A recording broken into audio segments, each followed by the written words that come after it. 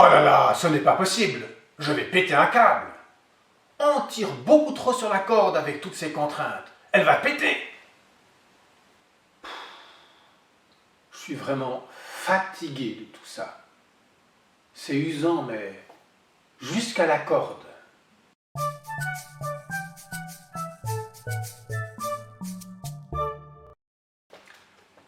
La colère ou la tristesse sont comme des fusées d'alarme. Elles nous submergent pour nous signaler qu'il y a quelque chose qui ne va pas et qu'il faut agir. Je suis fatigué, je vais péter un câble. Ces expressions disent bien qu'il y a une usure et que nous devons absolument intervenir, sinon ça va craquer. Que faire? Eh bien, d'abord, relâcher la pression sur la corde. Ensuite, analyser la situation, voir où ça frotte. Et puis en troisième lieu, agir, déplacer la corde à un endroit où le frottement sera moins fort, moins dangereux. La première chose, relâcher la pression, j'en ai parlé dans la première capsule vidéo Rouge colère, gris déprime. Il s'agit de parler. Maintenant, j'aimerais surtout aborder la question de l'analyse de la situation. Qu'est-ce qui ne va pas? Pourquoi ça frotte? Qu'est-ce qui est usant? Ce qui est usant, mais c'est ce virus avec toutes ces contraintes sanitaires. Enfin, ben oui, vous avez raison, tout cela est très pénible et c'est usant de vivre dans cette situation. Malheureusement, pour la plupart d'entre nous, nous ne pouvons pas faire grand-chose ni contre le virus, ni contre les contraintes. Par contre, il y a une autre usure que nous négligeons souvent et sur laquelle nous avons un pouvoir, le pouvoir de changer les choses. C'est notre manière de voir la vie, c'est notre attente par rapport à la vie.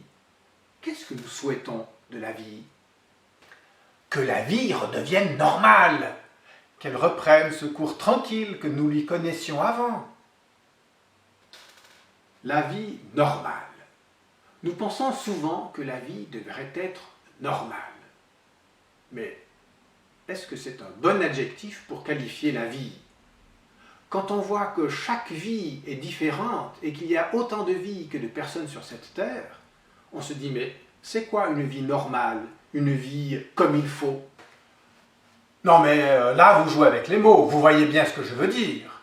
Une vie normale, c'est une vie qui va bien. Ou disons que si on ne veut pas demander la perfection, une vie normale, c'est une vie qui va assez bien. Eh bien voilà comment nous sommes, nous autres. Pour nous, une vie normale, c'est une vie qui va assez bien. Eh bien moi, j'ai envie de remettre en cause cette manière de voir les choses avec deux questions.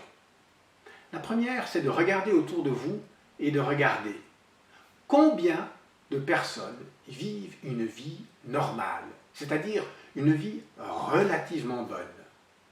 Et je vous invite à ne pas vous limiter à ce qui se passe en Suisse, mais à regarder le monde entier, les pays en guerre, en famine, les pays qui font face au dérèglement climatique. Et puis je vous invite aussi à aller un peu plus loin que la surface de ce que font voir les gens autour de nous.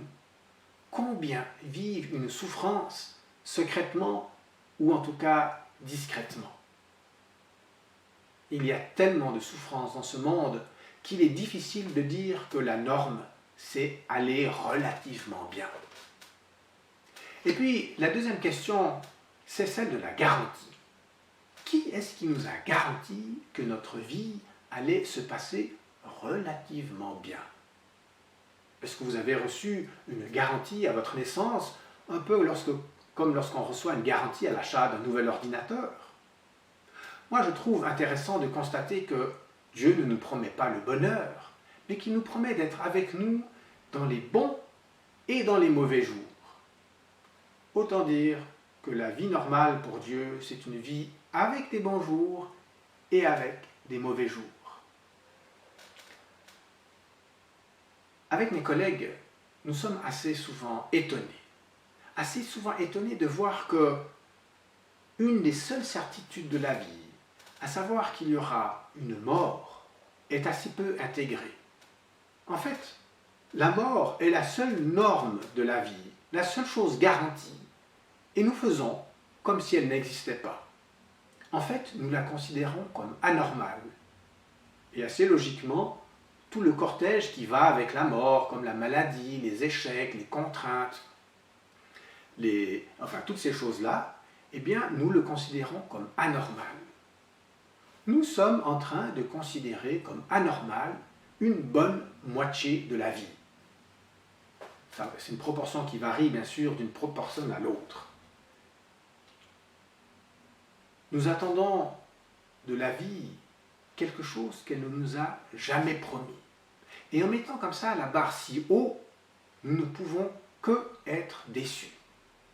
Et si nous continuons à attendre ce que la vie ne nous promet pas, nous allons nous enfoncer dans la déception, toujours plus profondément. Et à nos souffrances quotidiennes, nos souffrances qui sont bien réelles et dont il faudrait s'occuper, eh bien à ces souffrances-là, nous ajoutons une souffrance morale qui peut être usante, qui peut même être beaucoup plus usante que les soucis du quotidien. Nous perdons notre énergie à nous plaindre ou à nous fâcher. Et puis surtout, nous nous battons pour retrouver une vie qui n'est pas à notre portée, une vie surtout qui se trouve dans le passé, celle qui était normale. Et était-elle aussi extraordinaire que cela? Notre énergie, il faut la mettre dans le combat d'aujourd'hui pour demain. Dieu nous invite. Dieu nous invite à nous battre contre les difficultés. Il nous promet d'être à côté de nous, mais il nous promet d'être à côté de nous dans les difficultés du quotidien. Pour cela, il faut arrêter. Arrêter de poursuivre une vie idéale, mais qui n'existe pas, et dont la recherche nous épuise. La corde s'use. Ce sont en fait nos attentes qui s'usent. Nos attentes qui s'usent face à la réalité de la vie qui érode, qui nous dit « mais c'est pas ça, la vie c'est pas comme ça ». La réalité est en train de nous aider à adapter nos attentes sur la vie.